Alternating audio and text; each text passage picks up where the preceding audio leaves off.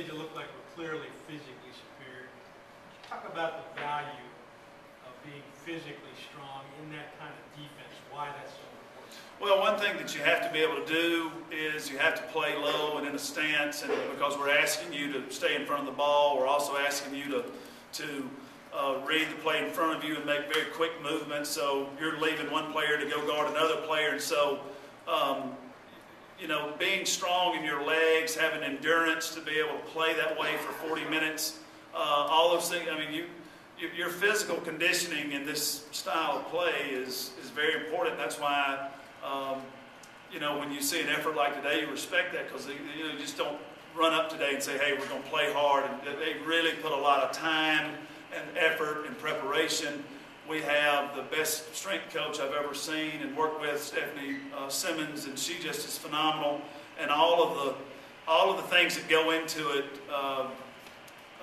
make it difficult to do. And so I'm proud when the team is able to have a day like this. But physical strength and endurance is very important in that style of play.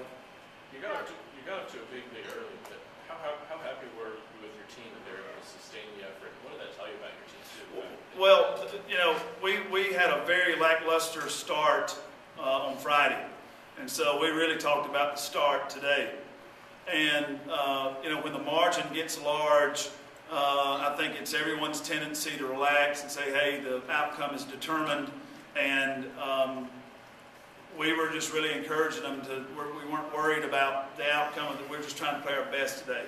And we just, I'm glad that we got close to that. And, you know, when it was with, 8 minutes left, they could have really taken down their intensity and stopped hustling, and we still would have won the game, and we didn't want them to do that. So I'm proud of them for sustaining the effort. It's probably the thing that I'm happiest about today.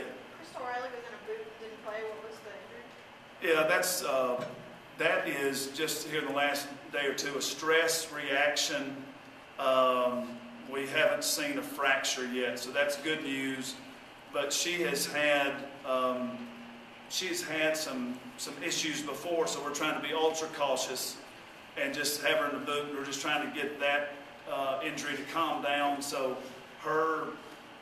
we have not determined a return for her. So she's just day to day, and we'll just see when we can get her back. But it's a stress reaction in her foot.